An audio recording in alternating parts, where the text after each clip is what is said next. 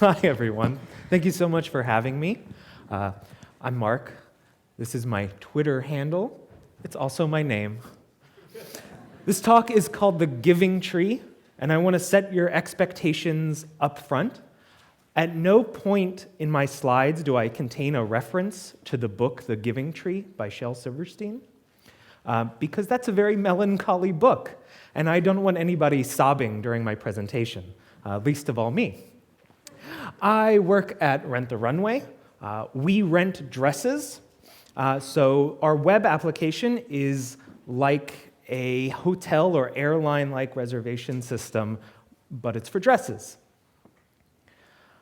I'm going to talk today about a tree. This tree is the foundation of our world as web developers. That's old for effect. Trees are really interesting data structures in general. In functional programming, in languages like Clojure, in Facebook's EmpireJS library, tree structures are used as the foundation for all kinds of other data structures. And the one tree in particular that I want to talk about today is the Document Object Model, or the DOM. People don't really like the DOM very much. I kind of think it has a really bad rap. And what I want to do today in this talk is reintroduce you to the DOM, to show you some of my favorite features of the DOM, and for you to maybe get a little bit more respect for it, because I think it's something we usually kind of avoid. So let's dig deeper into what the DOM is. So this is from the specification of the DOM, which was written in 1998, is the level 1 core spec. I think everybody at some point, if you're doing web development, should read the specification. It's not like light, fun beach reading, but I learn a lot from it. So in the DOM, documents have a logical structure, which is very much like a tree. To be more precise, it is like a forest or a grove, maybe a pleasant meadow, which can contain more than one tree. However, the DOM does not specify that the documents must be implemented as a tree or a grove. So I think that's pretty interesting. The DOM describes a tree-like API, but it gives no information about how to actually implement the DOM. The spec goes on to talk about how the DOM is structurally isomorphic, which means that, say, I'm Internet Explorer, and you're Netscape Navigator. We should be able to look at the same document and create the same structure. The spec even tells you what the DOM is not. And I like this first bullet point. It does not implement all of dynamic HTML. The DHTML is a thing in the 90s that everybody wanted to have, and the DOM explicitly states, we don't do that. We just provide sort of this layer to help dynamic HTML. Some other choice points in this bullet-pointed list is the DOM is not a set of data structures. It is an object model that specifies interfaces. The DOM does not define the true inner semantics of XML or HTML. And then finally, the DOM is not a competitor to the component object model. I'm not sure how many 90s-era Microsoft developers we have in the audience today, but if you're familiar with COM or Corba, the DOM is saying, we're not competing with that, because that's actually really successful right now. Yeah, so the DOM, what I find interesting about this, is not really a new concept. There were other similar-like things, and the DOM just kind of emerged out of that. So let's get started looking at some code. Not that. I like jQuery. I think jQuery is really cool, but I think people use jQuery as a really broad instrument. You see so many developers taking jQuery, doing .html, and just shoving as much string in there as they can and altering the document. And what I'm interested in is what's the layer below jQuery doing? When so much of us do DOM development now, we just throw in jQuery and expect everything to go okay. So what I want to do is I want to get closer to the metal. That's close enough. One time I downloaded the source code for Webkit, and I opened it up, and then I closed it, because I can't be bothered with that. What I'm interested in is in the document object, the document interface, and what's available there. So I'm going to talk about some of my favorite interfaces. Just wet your beak a little bit with what you can do with the DOM. The first is the tree walker. This interface walks the tree. I was going to make a Lord of the Rings reference, but I didn't want to be sued by the Tolkien estate, who take JavaScript presentations very seriously. You create a tree walker by calling createTreeWalker. It takes 3 parameters. Actually, it kind of takes 4, but the last one only matters in Internet Explorer, and I can't be bothered with that either. It takes a root element from where to begin walking from. It takes a what to show bit mask, what elements and nodes do we actually want to walk, and then a filter function that's called every time we move to the next node. So from the specification in DOM level 2, tree walker objects are used to navigate a document tree or subtree using the view of the document defined by their what to show flags. So the DOM describes the tree walker as doing a depth-first pre-order traversal. And this kind of detail is really important when you're traversing trees because you can move down a tree in a lot of different directions. So there's depth first, there's breadth first, there's pre-order, there's in-order. And to just visualize what this means, we have a simple little HTML node structure here. We're going to move down the left side, get all the children's, and then move up. We could do this in lots of different orders, but that's how the tree walker does it. So this is some code showing how that works. We create a tree walker, where I'm going to give it the body node as the root element. That filter, you have a bunch of constants on the node filter object there. And that's part of this bit mask that you can create. And what I'm saying in showElement is I am only interested in element nodes. And then we have a function here that takes the node that you're currently walking on, and then you can return one of these node filtering options on it and say I either want to accept this node, I want to reject this node, meaning I'm not interested in this node or any of its children, or I want to skip this node. And then finally, I'm just going to loop and call walker next node each time. And every time I call next node, it's going to update this property, this pointer, to the current node. And I'm going to do something with that. Now, there's a bunch of other traversal methods you can use. There's next node, previous node, first child, last child. So you can move all throughout the document using this. So what can you do with a tree walker that's useful? Well, let me show you this function that I have around. I call this function getLegitTextNodes.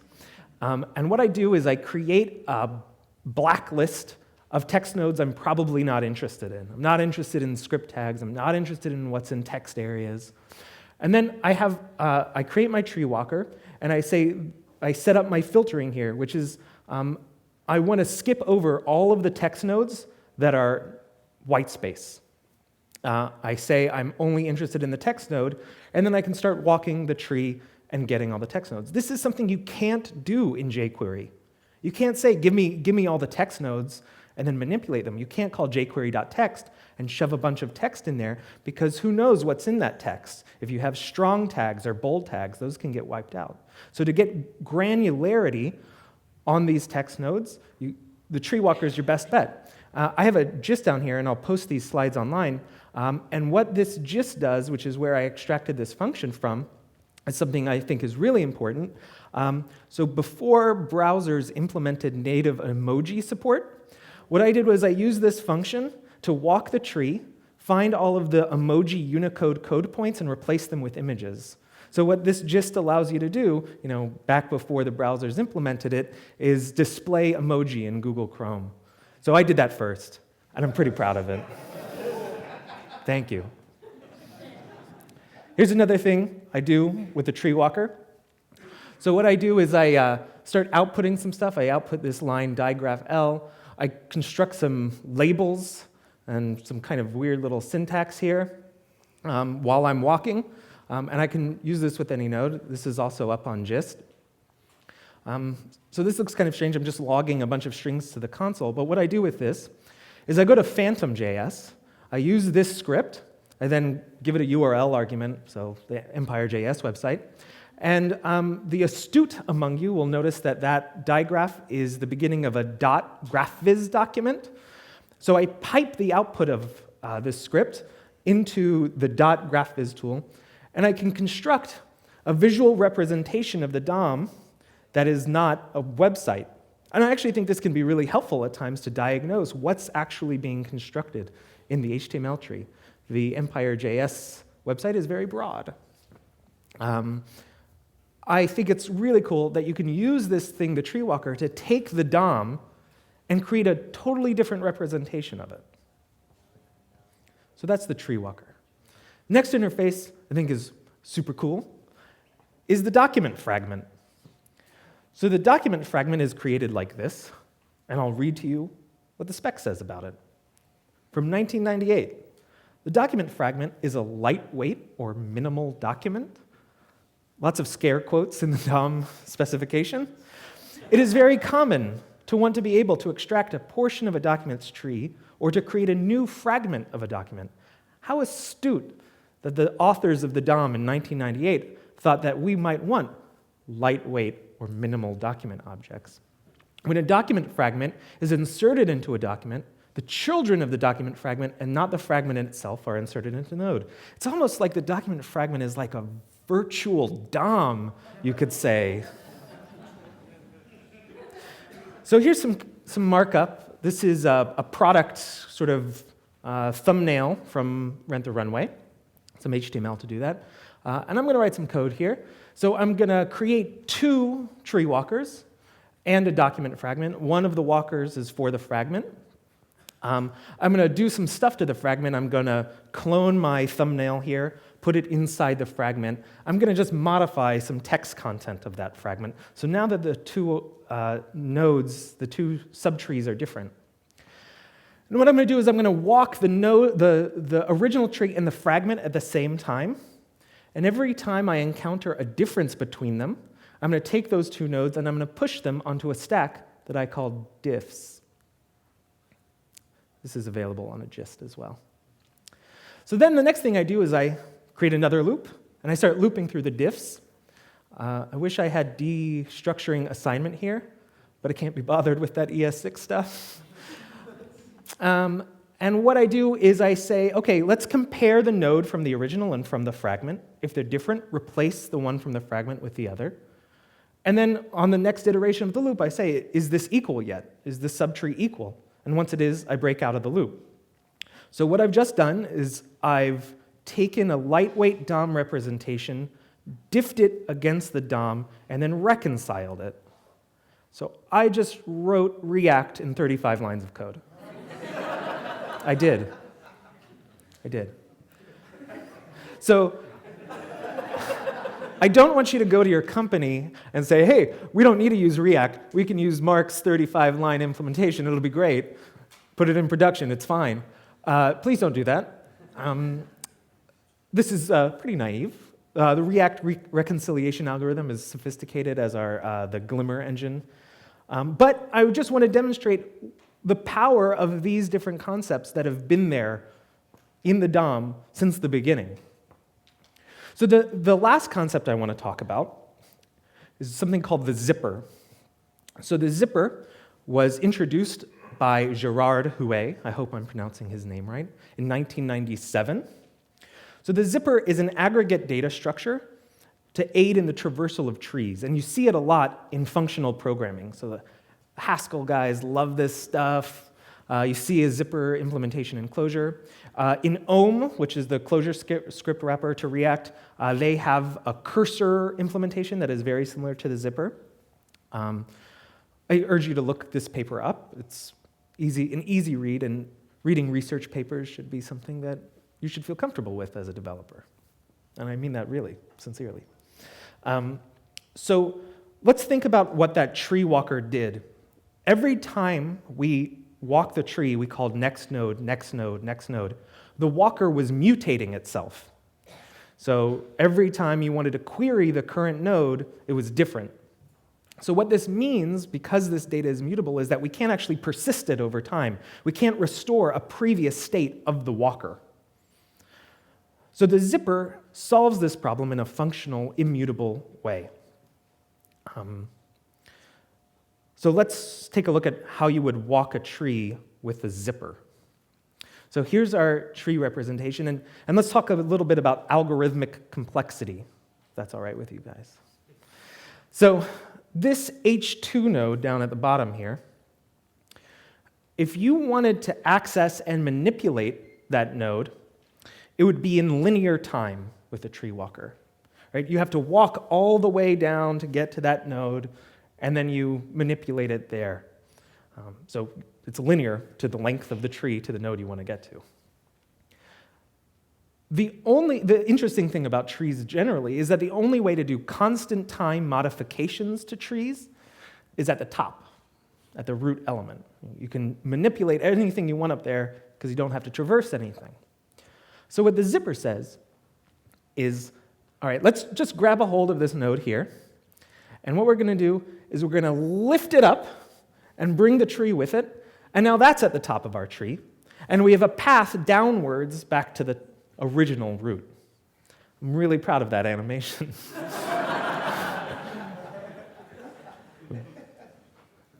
So what a zipper contains is a cursor, a view into the subtree that you're interested in, and a path backwards up to the top. So I wrote, a real quick and dirty zipper object interface thing. Here's the code for it.